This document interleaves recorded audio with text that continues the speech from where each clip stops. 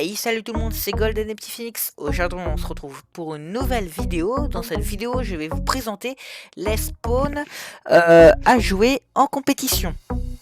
En trois catégories d'ailleurs. Il y aura les spawns safe, ce sont les spawns à jouer en compétition si vous voulez vous loot tranquillement. Les spawns un peu agressifs, ce sont les spawns à jouer en normal, où il y aura peu de gens, mais il y en aura quand même. C'est là où vous devrez spawner si vous aimez vous battre en début de game. Et les spawns super agressifs, où là vous pourrez les jouer si vous aimez les défis ou si vous voulez progresser très rapidement en compétition. Avant ça, abonnez-vous, ça ferait extrêmement plaisir. Et likez la vidéo. Bon, allez, c'est parti.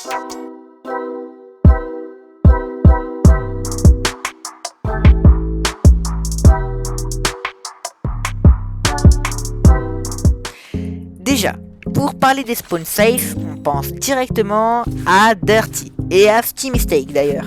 Tous deux, ce sont des villes, enfin plutôt des usines, où vous trouverez beaucoup de loot et quand même beaucoup de matériaux de construction. Ce sera essentiellement du fer. Vous pourrez facilement récupérer des pièces mécaniques. Cependant, en compétition, ce sera à jouer très prudemment, car ça reste des villes et donc quelques personnes risquent de tenter leur coup comme vous. En spawn safe, bien sûr je ne vais pas vous faire toute la liste, mais il y a tout au sud la villa des skieurs, où il y a beaucoup de loot et presque personne qui pourront vous déranger. Il y a bien sûr la rampe des bateaux, la bicoque du bûcheron, il y a aussi bien sûr le mont F8 et le camp de base F. Enfin bon, il y en a vraiment beaucoup, mais ce sera essentiellement des lieux notables. Bon, allez, on passe directement au spawn un peu agressif. Tout d'abord, il y a Misty Meadow.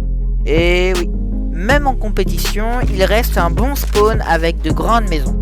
Vous pourrez rota assez facilement dedans. Il y a d'ailleurs à peu près 5 boîtes de munitions et aussi, bien sûr, 10 à 13 coffres. Bien sûr, ce sont que des possibilités qu'un coffre ou qu'une boîte de munitions spawn. Comme matériaux principaux, il y aura beaucoup de pierres et à côté, bien sûr, des arbres. Mais faites très attention car en compétition, les maisons avec beaucoup de stuff sont assez rares. Il faudra loot plusieurs maisons avant d'avoir des matériaux et les munitions nécessaires avant de rush des personnes. Sinon, pour passer à Misty, et c'est selon moi une des meilleures villes pour Rota, sans pour autant croiser des gens. Weeping Wood et Slurpee.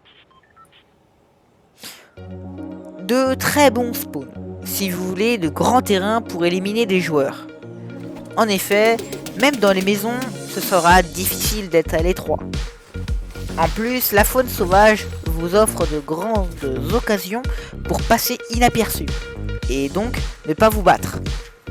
Au contraire, à Weeping Wood, vous pourrez commencer de grands build fights comme vous serez full bois très vite. En plus, Slurpee vous permet de vous échapper facilement et donc ainsi de continuer sa game alors que vous étiez très mal au début. Holy H. Holy reste un spawn assez agressif, au début de partie tout du moins. Mais à cause de son manque d'espace, les joueurs vont très rapidement se fight ou s'enfuir. Ce sera à jouer si vous connaissez très bien les lieux. Sinon, faire bien attention et trouver toujours un échappatoire, que ce soit une voiture, une maison ou autre. Tout est bien. Le manque d'arbres et le manque de pierres vont vous amener bien souvent à des situations de fight à longue distance ou au contraire au corps à corps. Et là, faites très attention, car si vous n'avez pas beaucoup de matériaux et que vous n'avez pas de pompe, ce sera très facile à vous éliminer et donc un kill gratuit pour votre adversaire. Maintenant, Et dernière catégorie, les spawns agressifs. La flèche. La flèche se situe bien évidemment tout en haut du classement grâce bien sûr à sa nouveauté. Malgré que ce spawn, je vous le déconseille fortement. Effectivement, à cause de sa forme, cette ville n'est pas faite pour les combats à longue distance et à moyenne distance. En plus, les nombreuses tyroliennes, bien qu'elles peuvent jouer à votre avantage, de nombreux ennemis risquent de vous prendre par surprise avec. Du fait de sa hauteur, ce sont les joueurs les plus hauts qui auront vraiment l'avantage et jamais cette ville pourra être lavée tout entière. Bonnet Burbs. Un des meilleurs spawns très agressifs pour moi. Car en plus de ses nombreux matériaux, elle vous offre un vaste territoire ainsi que beaucoup d'immeubles, petits et grands. Il est aisé, si vous comptez faire des kills, d'utiliser cette ville ainsi que son terrain à votre avantage. Il y a en plus de cela à peu près 22 coffres et bien sûr, dans une même maison, 6 à 7 boîtes de munitions. Bien sûr, ce sont encore que seulement des possibilités. Son seul défaut, bien entendu, est qu'il n'y a pas l'ombre d'une voiture et donc de pièces mécaniques. Notre dernière ville est Lazy Lake. Cette ville se situe selon moi dans les trois catégories en même temps. Car selon le tournoi, sa catégorie change. Elle a beau être déserte à la DreamHack, au FNCS c'est autre chose.